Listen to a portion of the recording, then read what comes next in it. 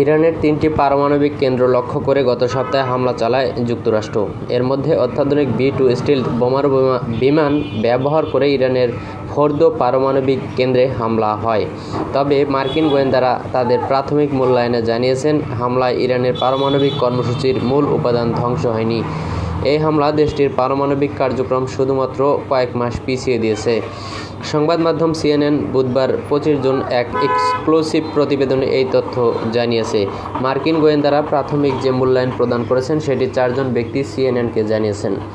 এই মূল্যায়ন এর আগে প্রকাশ করা হয়নি। মূল্যায়নটি প্রদান করেছেন মার্কিন প্রতিরক্ষা মন্ত্রণালয়ের গোয়েন্দা শাখা ডিফেন্স ইন্টেলিজেন্স এজেন্সি। হামলার পরপর US সেন্ট্রাল কমান্ড মূল্যায়নটি তৈরি করে। সামনে আরও তথ্য জানা গেল হয়তো প্রাথমিক মূল্যায়নে কিছু পরিবর্তন আসতে পারে। তবে প্রেসিডেন্ট ডোনাল্ড ট্রাম্প এখন প্রকাশ্যে ইরানের পারমাণবিক অবকাঠামো ধ্বংস করে দেওয়ার যে দাবি করেছেন, প্রাথমিক মূল্যায়নে সেটির উল্টো চিত্র দেখা যাচ্ছে। মূল্যায়নের সঙ্গে সংশ্লিষ্ট দুটি সূত্র জানিয়েছে, ইরানের সমৃদ্ধিকৃত ইউরেনিয়ামের মজুদ ধ্বংস হয়নি। অপর একজন জানিয়েছে, দেশটির পারমাণবিক সেন্ট্রিফিউজের বেশিরভাগই অক্ষত রয়েছে, যার অর্থ যুক্তরাষ্ট্র ইরানের পারমাণবিক কাঠামো ধ্বংস করতে পারেনি, বরং তাদের হামলা ইরানি পারমাণবিক কার্যক্রমকে শুধুমাত্র কয়েক মাস পিছিয়ে দিয়েছে।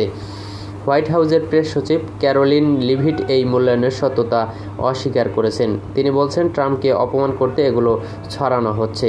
এর আগে যুক্তরাষ্ট্রের সেনাবাহিনী জানিয়েছিল, ইরানে পারমাণবিক কেন্দ্রে হামলায় তারা অসাধারণ সফলতা অর্জন করেছে।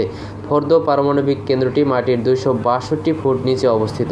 এটি ধ্বংস করতে 30,000 পাউন্ডের বাংকার বাস্টার বোমা ব্যবহার করা হয়েছে, আর বোমাগুলো ছুড়ছে B-2 স্টিলথ বোমারু বিমান। সূত্র CNN।